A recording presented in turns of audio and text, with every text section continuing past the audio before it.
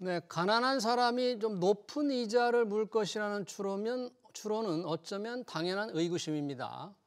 하지만 연소득이 2,100만 원도 안 되는 저소득층이면서도 신용도가 높은 사람이 200만 명에 달합니다. 우리 사회에 성실하게 빚을 갚는 저소득층이 많다는 얘기인데요. 그런데도 저소득층이라고 해서 대출금리를 인위적으로 낮게 한다면 어떤 일이 생길까요? 전문가 두 분과 얘기 나눠보겠습니다. 강민욱 고려대 경제학과 교수, 김은진 레오대출연구소 대표 나오셨습니다. 어서 오십시오. 네, 고맙습니다. 자, 금융개혁 방향을 예고했는데 아직 구체적이는 않습니다만 금융계급제라는 표현을 이재명 대통령이 썼습니다. 그 부분 자세히 들어가기 앞서서 최근 은행 주담대 금리가 상단 높은 기준으로 연 6%까지 올라섰다는데 언제 이렇게 금리가 올라섰는지 궁금합니다. 김은진 대표는 최근 이렇게 대출 금리가 계속 올라왔습니까? 네, 금리는 이제 저번 달부터 시작해서 계속해서 조금씩 오르고 있는 상황입니다. 네. 그래서 언론에서 발표된 이제 금리 6%라는 거는 상단 기준이기 때문에 최고 금리. 네, 맞습니다. 그래서 신용도가 좀 안 좋은 분들 그런 거보다는 이제 주택담보대출 같은 경우는 신용 부분보다는 이제 담보로 담보. 금리가 매겨지기 때문에 여기서 이제 금리를 할인 받으려면 우대 금리라는 것이 있어요. 예. 그래서 무언가를 하면 금리를 깎아주겠다라는 것이 우대 금리인데 우대 금리를 전혀 반영하지 않은 최고의 상당 금리가 6%인 것으로 추정이 되고 있고요. 예. 이제 실제 실행하고 있는 이번 달 네, 금리는 이제 4.6% 전후로 보고 있습니다. 그래서 네. 사실 이제 국민신한, 우리하나, NH농협 5대 주요 은행에서의 혼합형 금리, 5년 주기형 금리, 이제 대부분의 사람들이 이용하고 있는 그 고정금리, 5년 고정금리의 규모가 3.74에서 6.04%까지 레인지가 형성이 되어 있는데요. 예. 변동형 금리까지 5.97%까지 오르면서 이제 많은 분들이 심리적으로 굉장히 불안한 그런 상황인데요. 네. 이제 상당 구간이기는 하지만 6%라는 그 숫자를 보인 것은 2023년 12월 이후 이제 처음 있는 일이기 때문에 많은 분들이 좀 불안해하고 있는 그런 상황이고요. 네. 11월 15일 날 그 15일마다 그 은행연합회에서 코픽스 금리라고 해서 변동금리의 기준이 되는 금리를 발표를 하는데 네. 이번 달 신규 코픽스 금리가 0.05% 상승을 했습니다. 조달 금리가 이제 상승을 했다는 이제 그런 의미가 되기 때문에 앞으로 시장 금리는 이제 계속 조금씩 오를 것으로 보이고요.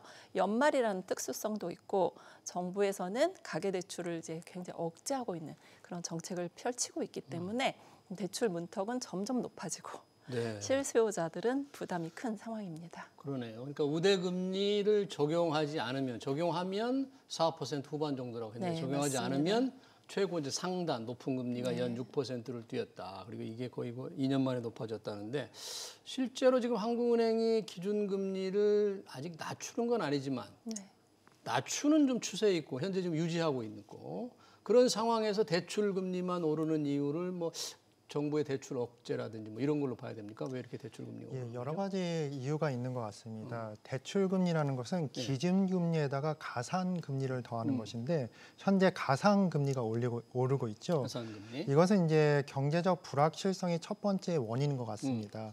지금 많이 관세 협상이 이제 팩트시트도 발표가 돼서 많이 불안정성이 해소됐다고는 하지만은 여전히 협의할 항목들이 많습니다. 예. 이번 관세 협상에서 가장 자주 쓰이던 문구가 있죠. 악마는 디테일이 있다. 악마는 디테일이 있다. 예, 근데 디테일이 계속 갑니다. 지금도 계속 디테일적으로 협의할 사항도 많고 또한 대한민국 정부랑 미국 정부가 좀 말이 틀린 것도 있고 그렇기 때문에 이것이 계속 불확실성이 계속 존재하는 것 같습니다.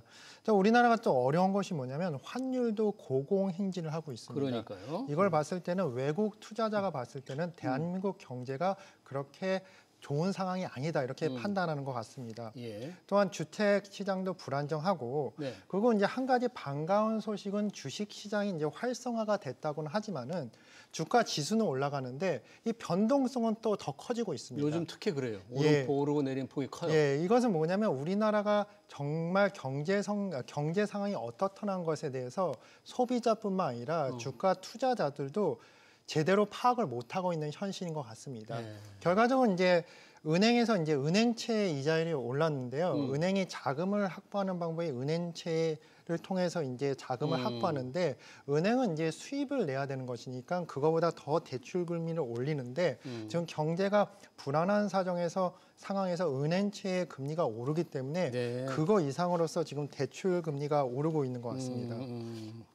은행이 돈을 조달하는 게 은행이 채권을 발행하는 그 은행채 금리가 경제 불확실성이 오르니까 거기에 이제 가상금리를 얹은 이 대출 금리가 올라서 6%까지 뛰었는데 아무리 이 담보가 있는 주담대라고 하지만 이렇게 금리가 뛰면 가장 피해를 볼 사람들은 우리가 늘 생각하는 서민 아닙니까? 어떻습니까? 네, 맞습니다. 네. 서민들이 이자가 이제 오르게 되면 가장 큰 피해를 보게 되고요. 사실 현금 부자들 같은 경우는 대출이 없이 내 집을 사는 분들이 네. 많기 때문에 그분들은 아무런 타격이 이제 없는 상황이고요. 가장 큰 부담은 이제 저소득의 실수요자들 그리고 청년층, 신혼부부 그리고 금리가 오르게 되면 사업자 대출을 받으신 분들 역시 피해를 보게 됩니다. 사업자 대출 받은 네, 분들? 사업자 대출 받은 자영업자분들도 자영업자. 네, 아무래도 금리가 상승을 하게 되니까 예. 이제 경기가 어렵고 사업이 이제 힘든 분들한테 이제 더욱더 힘든 상황이 펼쳐지게 되는 것이고요. 네. 그리고 이제 금리가 오르게 되면 예. 대출 한도가 이제 새로 대출을 받는 분들은 또 줄어들 수가 있어요. 한도가? 네, 이게 왜 그러냐면 이제 저희가 대출을 이제 심사를 할 때 그 집 가치를 보죠. 집의 가치가 얼마인지 네, 그거를 보지만 또 그 대출 받는 차주의 소득이 얼마인지 그렇죠. 네, 그 부분을 따지게 되는데요. 여기서 소득은 그대로 있는데 금리가 오르게 되면 이 DSR에는 나쁜 영향을 미치게 됩니다. DSR이라는 것은 이제 저희가 은행에다가 줘야 되는 그 뭔가 이자, 원금 이런 부분이 늘어나면 굉장히 불리한데요. 이자가 늘어나다 보면 당연히 대출 한도가 줄어드는 그런 구조가 발생을 하기 때문에 집을 사는 분들이 이제 예상했던 것보다 대출 한도가 뭐 덜 나올 수도 있고 그런 상황이 나올 수가 있고요. 그리고 연말 같은 경우에는 이제 12월이 될수록 이제 총량 규제가 이제 거의 끝나가고 있는 막바지기 때문에 은행 입장에서는 더욱더 대출을 꺼리게 되는 그런 시기입니다. 한도가 이제 다 소진됐다 네, 그런 맞습니다. 얘기예요? 네, 그래서 이제 그 해당 은행에는 안 왔으면 좋겠다. 그래요? 이제 다른 은행으로 갔으면 좋겠다. 그래서 이렇게. 가상금리 이렇게 조금 더, 네, 더 맞습니다. 올릴 수도 있겠네요. 네, 맞습니다. 대출을 좀 적게 저희는 하려고. 이미 이제 다 채웠는데 자꾸 이제 오면 그렇죠. 막을 수는 없으니까 그러니까요. 금리를 올리면 안 옵니다. 그렇게 해서 이제 손님을 이제 다른 은행으로 유도하는 그런 경향이 있기 때문에 12월 금리는 이제 점점 오를 것으로 보입니다. 그래요. 이래저래 좀 힘듭니다. 사실 대출 받기도 어려운데 이자까지 올라가면 그 받을 수 있는 사람도 받는 지금 DSR 이 규제 때문에 받는 대출 규모도 줄고 서민들은 좀 이자 부담, 원금 갚아야 될 부담 여러 가지가 힘드는데요. 최근에 대출금리 관련해서 뭐 금융위원회가 지금 구상하는 것 같은데요. 최장 30년짜리 초장기로 그것도 고정금리로 최장기 고정금리 뭐 주담대, 주택담보대출 뭐 출시를 은행들한테 권유한다. 뭐 이런 뉴스가 좀 나오던데요. 30년을 금리를 똑같이 한다? 고정금리? 왜 이런 생각을 하는 거죠? 일단은 이제 금융위원회가 그 차주의 입장에서 많이 생각을 하는 것 같습니다. 차주 입장에서? 빌리는 사람? 빌리는 사람 입장에서는 고정금리가 변동금리보다 훨씬 좋지요. 왜 그러면 안정적으로 나의 돈의 흐름에 대해서 계획을 짤 수 있기 때문인 것 같습니다. 하지만 이제 경제는 이제 불안정하고 금리도 바뀌고 미래에 대한 불확실성이 있을 때 은행 입장에서는 고정금리보다는 변동금리로 빌려주고 싶습니다. 은행은. 네. 근데 이것이 뭐냐면 만약에 차주 입장에서 그것을 고정금리로 하면 그 위험성이 이제 차주에서 은행으로 이동을 하는 거죠. 아, 그래요? 그러니까 서로가 이제 은행 입장에서는 이제 변동금리를 원하게 되는데 결국 뭐냐면 금융위원회가 생각하는 것은 뭐냐면 은행은 큰 집단이고 기득권 집단이고 돈이 많은 집단이기 때문에 은행이 좀 위험을 부담을 해라. 그리고 차주 입장에서 좀 생각을 하다. 그런 입장인 것 같습니다. 당연히 은행 거는 당연히 좋아하지 않죠. 은행으로서는 여러 가지 불만이 많습니다. 지금 현재 정부의 강력한 부동산 수요 억제 정책 때문에 가뜩이나 강남 3구를 비롯한 서울 지역의 대출의 길이 다 막혔습니다. 은행 입장에서 이것이 가장 좋은 수입원이었거든요. 주담대가. 예, 왜 그러냐면 이 지역이란 것은 대출 규모도 크고 또 대출하는 사람이 신용도도 높고 또 무엇보다도 담보가 확실합니다. 담보의 가치랑 가격이 오르니까 이 담보라는 것이 은행 입장에서는 가장 확실한 담보인데 여기서 이제 수입이 줄었는데 이렇게까지 이제 금융위원회가 은행한테 부담을 주려는 정책을 추진하는 것이 은행으로서는 반갑지가 않습니다. 제가 한 가지 또 생각하는 것은 현재 정부의 부동산 수요 억제와 엇박자가 아닐까 하는 생각이 듭니다. 이게요? 예, 왜 그러냐면 정부 입장에서는 이제 수요를 억제해서 부동산 가격을 안정시키려고 그러는데 만약에 30년 고정금리 대출이 있으면 이것 때문에 부동산을 사려고 하는 사람들이 많을 거 아닙니까? 왜 그러면 이 대출 자체가 굉장히 매력적인 대출이기 때문에 그래서 약간은 엇박자 같은데 굳이 이거를 적용을 하자면 이제 전국적으로 적용을 할 수는 없을 것 같고 지금 지방 같은 경우는 지방 소멸이라는 소리를 듣지 않습니까? 그래서 만약에 지방에 집을 사려는 사람들이 이 제도를 이제 적용을 시키면 그나마 이제 가능성이 있지 않을까 그런 생각이 듭니다. 예, 은행에서는 달가워하지 않을 거다. 30년 고정금리. 그러니까 은행은 자금을 조달해서 대출을 해야 되는데 대출하는 게 딱 고정이 되면 조달하는 자금은 금리가 바뀔 수 있어서 조금 리스크를 안을 수 있다고 그러는데 빌리는 사람도 빌리는 사람은 반가워할까요? 30년 고정금리가 좋을까요? 어떨까요? 대출자 입장에서 볼 때는.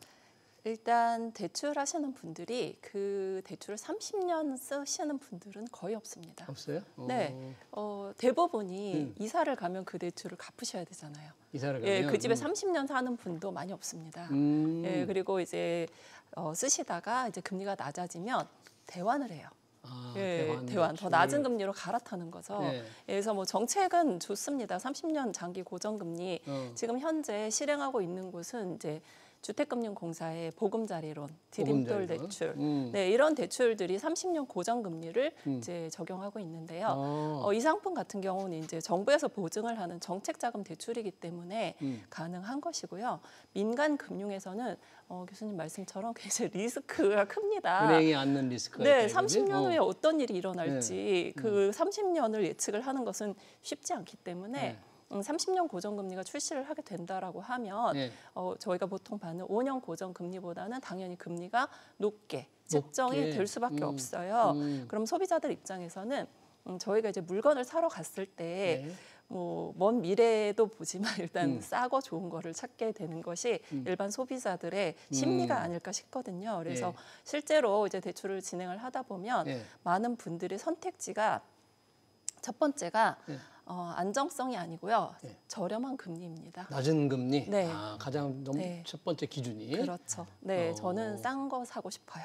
네, 제일 저렴한 게 무엇일까요? 이런 질문이 더 많아요. 30년 동안 안정적으로 쓸 상품은 선택지에 별로 없어요. 금리가 또 높게 정해질 가능성이 있다 그런 거잖아요. 더 높고요. 그러니까 별로 인기가 없을 수 있다. 있죠. 근데 이제 정책자금 대출처럼 뭐 저소득층이라든지 할인 금리가 많이 들어가면 뭐 그런 경우는 괜찮습니다. 그리고 정부에서 보증을 하기 때문에 30년 후에 어떤 위험이 발생하더라도 그 부분은 해소가 돼요. 근데 은행 입장에서는 이제 변동 금리가 좋죠. 네, 바로 빌렸다가 또 바로 빌려주면 리스크가 전혀 없기 때문에 그래서 이게 만약에 은행에서 진행을 하게 되면 관리를 좀 잘해야 되겠죠. 자산부채 관리라든지 이제 예측이 되지 않기 때문에 이런 부분은 조금 어려운 부분이라고 볼 수 있습니다. 네, 그러네요. 과연 금융위원회 생각대로 될지, 은행은 어떤 반응을 보일지, 또 대출 차입하는 분들은 30년 장기 좀 비교적 높은 고정금리를 물 의향이 있을지 실제 상품이 이제 나오기 전에 뭔가 좀 적극적인 검토가 필요할 것 같습니다. 금융개혁 논의로 들어가 보겠습니다. 이재명 대통령이 금융개혁 필요하다. 강조했는데 그 사례로 가난한 사람이 비싼 이자를 강요받는 금융계급제다 이런 말을 했어요. 금융계급제 강민욱 교수님 혹시 학계에서는 이런 말을 많이 씁니까? 금융계급제라는 게 이재명 대통령이 생각하는 계급제는 이게 뭘까요? 제가 교과서에서는 이런 단어를 본 적이 한 번도 없는데요. 그래요? 이 단어를 듣는 순간 확 이해가 되는 것 같습니다. 무슨 뜻을 의미하는지. 그러니까 이것은 이제 신용도가 높은 사람은 계급이 높은 사람이고 그래서 이자를 낮게 물고 신용도가 낮은 사람은 계급이 낮은 사람이라서 높은 이자를 물어야 되고 뭐 이런 의미라고 확실히 이해가 되는 것인데 근데 어떻게 보면 이게 안타까운 일이지만 시장 논리가 이렇습니다. 은행도 이제 실제적으로 사업을 하는 주체고 이윤을 남겨야 되니까 어쩔 수 없이 이렇게 한다는 것인데 근데 저는 이것에 대해서 이제 정부의 입장은 이럴 수도 있다고 생각을 합니다. 우려는 있지만은 정부는 어느 정도 시장 논리와 반대로 가는 것이 또 현대사회 정부의 역할 아니겠습니까? 그러니까 독과점을 막고 부를 재분배하고 또 부자에게 세금을 더 걷어서 가난한 사람한테 나눠주고 근데 이런 이자에 대한 문제는 고대 사회부터 존재했던 것입니다. 그렇죠. 예를 들어서 이제 모세오경이죠. 성경의 일부분인 모세오경이 3,500년 전에 적혀 있는데 여기서도 같은 민족끼리 이자를 받고 돈을 빌려주지 말라라고 적혀 있습니다. 이것은 뭐냐면 과도한 이자로 가난한 사람한테 빌려줬을 때 이 사람들이 이자 때문에 고생하는 것을 막기 위해서 그렇게 경전해서 했던 것입니다. 대신 이제 고대 국가에서도 정부에서 무상으로 빌려주는 일이 있었습니다. 그래서 이제 이런 일 때문에 어떻게 생겼냐면 결국 뭐냐면 중세로 와서 기독교인들이 기독교인들한테 돈을 빌려주지를 못하니까 유대인들이 대신 그런 금융업을 한 거죠. 그래서 지금 대부분의 금융회사들의 그 주주들이 유대인이 된 것이죠. 근데 여기까지는 그래도 괜찮은데 이슬람 사회에서 이제 코란에서는 아예 고리대금업을 금지를 했습니다. 그래서 현재까지도 이자를 받고 금융업을 못 합니다. 지금 이슬람이 그렇기 때문에 이 나라들은 이제 다른 방법으로 금융업을 하는데 그것이 한계가 있어서 아직까지도 많은 나라들이 석유가 나서 이제 부자 나라지만 금융시장 같은 경우는 유럽이나 미국에 비해서 상당히 뒤처져 있고 경제 성장률도 그만큼 따라가지 못하는 게 이런 이유 때문입니다. 그래서 저는 이제 이재명 대통령이나 정부가 인도적 관점에서 이런 발언을 한다는 것이 어떤 면을 시장 논리적으로는 상당히 위험할 수가 있고 이것을 너무 정부가 밀어붙이면 경제 성장에도 안 좋은 영향이 미칠 거라고 생각을 합니다. 네, 그러네요. 그러니까 정부로서는 뭔가 부의 재분배, 부자에게 좀 세금을 더 거두어서 나눠줘야 된다는 그런 정부의 역할 차원에서 보면 이렇게 생각할 수도 있겠지만 인도적인 관점입니다. 그러면 여튼 이런 말이 나오니까 그러면 결국은 가난한 사람이라는 게 우리 저소득층이잖아요. 취약계층. 거기는 이제 대출 금리를 조금 낮춰야 될 것 같은 이 발언에서 볼 때 앞으로 은행들이 낮춰야 될 것 같은데 그렇게 할 수 있나요, 은행들이? 일단 저소득층은 이제 보호를 해야 된다라는 것이 정부의 취지로 보이고 있고요. 그런데 이제 저소득층 보호까지는 이해가 되는데 저신용자를 뭐 보호를 해줘야 된다라고 이제 만약에 말을 한다라고 하면 사실 신용 등급에 따라서 금리가 책정되는 것은 금융의 기본입니다. 신용 등급에 따라서. 네, 아무래도 신용 점수가 낮은 분들은 연체할 가능성도 높고 연체가 또 있었기 때문에 신용 점수가 낮은 것이기 때문에요. 은행에서는 그렇게 그 부실 위험이 높은 분한테 저렴한 금리를 책정을 한다는 것이 이치에 맞지는 않습니다. 그리고 이제 포용 금융을 이제 강조를 이렇게 하면서 금리 체계에 이제 직접적으로 이제 개입을 한 사례도 사실 지금 나오고 있는 상황이거든요. 그래서 신용대출 금리가 굉장히 저신용자가 낮게 책정이 됐다라고 언론에도 나오고 있는데 그거는 이제 제가 다시 설명을 해드리겠지만, 네, 그래서 이렇게 신용 점수가 낮은 분들이 과연 구제를 꼭 해드려야 되는 분인가? 예, 그리고 여기서 신용 점수가 낮다는 것이 꼭 취약계층이라고 볼 수는 없어요. 신용 점수가 낮은데 그러니까 저신용자와 그렇죠. 저소득자란 게 같은 일치하지 개념이다. 않는다. 개념이 다른 거죠? 네, 금융 행태가 나빠서 자꾸 연체를 하고 소득은 좋지만 그래서 저신용이 된 분들도 있거든요. 네. 그리고 또 소득은 많은데 노출이 되지 않는 그런 분들도 있습니다. 네. 네, 현금으로 소득이 창출이 된다거나 그런 분들은 또 어떻게 구분을 할 것인지 그리고 사실 이건 복지 정책이잖아요. 네. 그래서 이 복지의 금융의 역할이 어디까지 해야 되는 것인지 네. 그래서 민간 금융에서 공공적인 역할을 어디까지 요구를 할지 그런 부분을 잘 정해야 될 것으로 보이고요. 네. 이제 금융 접근성을 넓히는 것은 굉장히 좋습니다. 예전에 이제 저희가 대출을 진행을 할 때 점수가 굉장히 안 좋으신 분이 계셨어요. 정말 그분은 이제 카드론이라든지 이런 그런 대출을 쓰다 보면 캐피탈이라든지 그러면 신용 점수가 굉장히 떨어지거든요. 예, 그래서 이분이 막 어떻게 할 수가 없는 거예요. 이게 늪이라는 표현이 딱 맞는 그런 상황이었어요. 근데 이분이 이제 거주하는 집이 살짝 올랐어요. 살짝 올라서 네. 그쪽에서 대출을 받으면 이 너무 높은 금리를 다 상환할 수 있었거든요. 예. 근데 이분 같은 경우는 이미 신용이 너무 낮으니까 어느 지점에서도 받아주지 않는 그런 상황이었는데 어떤 지점장님께서 딱 말씀을 하시더라고요. 해주겠다. 이런 분 안 도와드리면 어떤 분을 도와드리냐.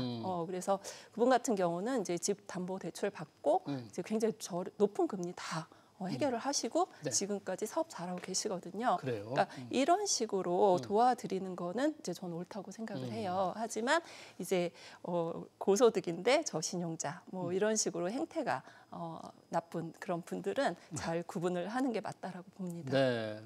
그러니까 신용도가 아주 신용이 좋아서 일단 금리를 적게 아주 낮게 받는 사람 중에서 그 숫자를 잘 모르겠지만 특정 신용도가 높은 분 중에서 고소득자도 있고 실제 저소득자도 많이 있을 거 아닙니까? 그리고 금리를 높게 무는 사람 중에서도 고소득자도 있고 저소득자도 있을 테니 그러니까 저소득자와 저신용자 이게 좀 개념을 정확하게 알고 있을 텐데 이걸 같은 부류로 지금 보는 게 아닌가 하는 생각도 좀 듭니다. 지금.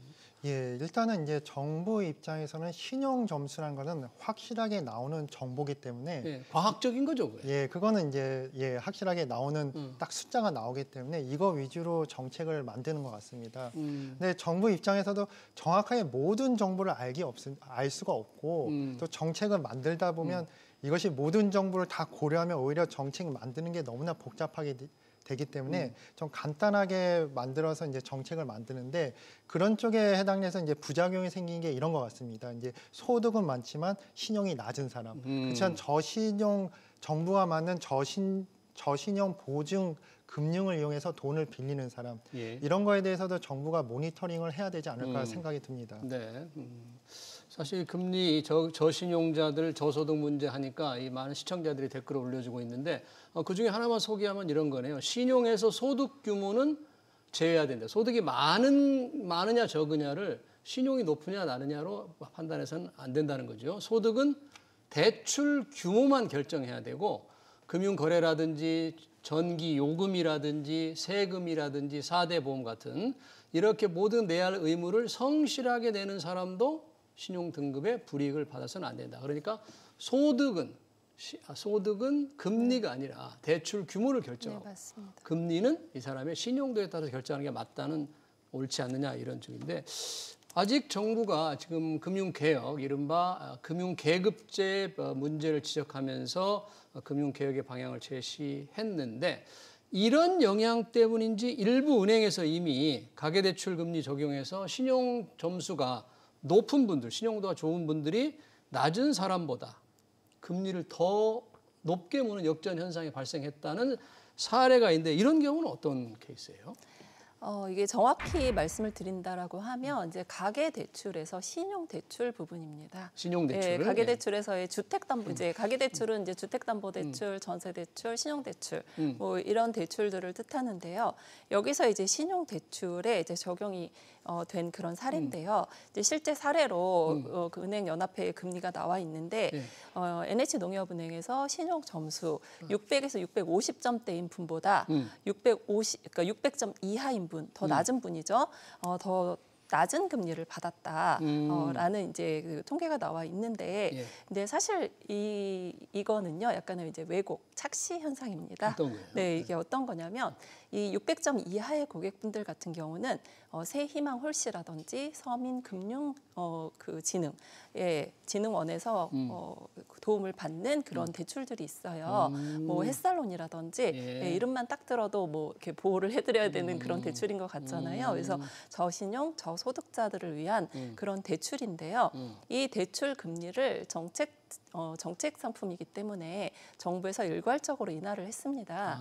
예, 그렇기 때문에 네, 맞습니다. 네, 그래서 이 부분에 있는 그런 낮은 신용도에 있는 분들이 금리가 낮은 것처럼 보인 거고요. 예. 그 윗단계에 있는 분들은 이제 일반 상품, 일반 신용대출이기 때문에 금리가 이제 더 높게 보이는 거기 때문에 네. 약간의 이제 왜곡된 그런 통계입니다. 그러니까 금리 역전은 아직 실제는 발생한 거는 조금 왜곡된 통계를 좀 본 거다. 네. 관련해서 은행들의 이런 금융 계획을 당부하면서 소득이 낮은 분들에게 뭔가 금리를 낮춰주라는 압력을 이제 포용 금융 차원으로 이제 해석을 하는데 이걸 이제 포용 금융으로 봐야 될지는 모르겠습니다만 우리나라 금융 지주 회사들이 포용 금융에 막대한 자금을 쏟아붓는다면서요. 예. 이게 이런 걸 하라는 건가요? 예, 저는 그렇게 이해합니다. 정부가 이제 저신용자들이나 금융 취약 계층에 대한 인도적 생각으로서 그들한테 이제 낮은 금리로서 대출을 지원하기 위해서 포용 금융 기금을 만드는 거로 저는 파악이 되는데 예. 이것이 이제 70조 원을 정도의 재원을 마련한다고 합니다. 예. 근데 이 재원이 어디에서 나오냐면 5대 금융 지주에서 나오는데 네. 여러 가지 언론에서 보면 이것이 5대 금융 지주가 자발적으로 이 기금을 마련한 것처럼 이렇게 선전을 하는 것입니다. 네. 근데 세상에 자발적이라는 단어는 존재하지만 실제 자발적이라는 것은 존재하지 않습니다.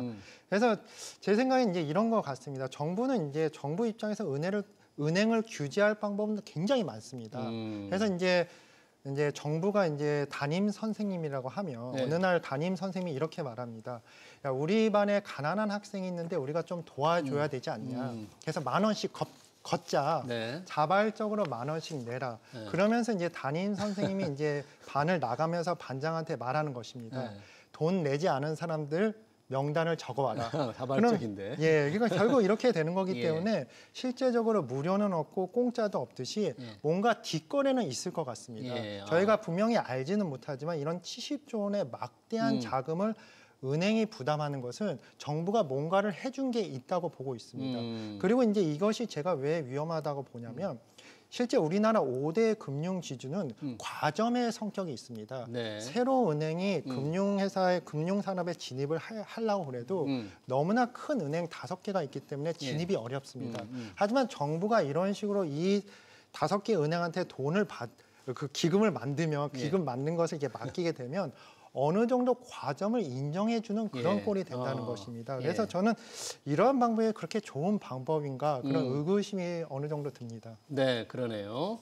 과연 5대 은행의 포용금융 실제로는 이제 취약계층을 떠안아주는 우리가 사회가 보듬어야 주는데 그 역할을 민간 은행들에게 다 맡길 수 있느냐. 좀 정부가 좀 나서서 적극적으로 해야만 되는데 그 정부의 짐을 은행들에게 조금 함께 지자 뭐 이런 차원으로 보이는데 시장에 여러 가지 좀 문제가 있을 수도 있다 그런 얘기네요. 네. 정부 입장에서는 이제 가장 문제가 되는 것이 이제 야당의 비판이겠죠. 그리고 이제 만약에 정부가 기금을 만들면 법률도 어느 정도 바꿔야 되고. 네, 알겠습니다. 최근에 가난한 사람에게 좀 높은 이자를 무는 이른바 금융계급제 이걸 타파하라는 금융개혁이라는 얘기를 이재명 대통령이 했는데요. 관련 토론 여기서 마쳐야 될 것 같습니다. 지금까지 강민욱 고려대 경제학과 교수, 김은진 레오대출연구소 대표였습니다. 고맙습니다. 고맙습니다. 자산운용을 말하는 수많은 단어 중 이지스의 단어는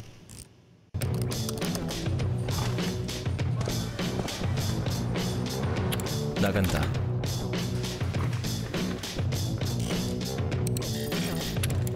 높인다,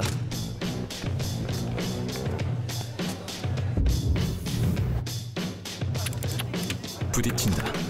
이거 충분히 검토가 됐을까요? 감사와 함께 모여보고요. 그래도 혹시 모르니까 리스크는 많이 없앤다.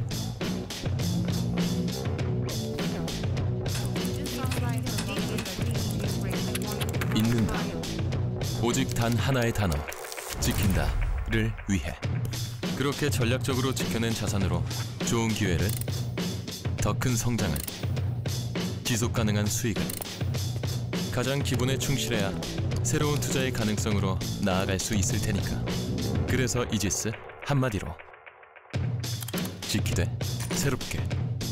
이지스 자산운용.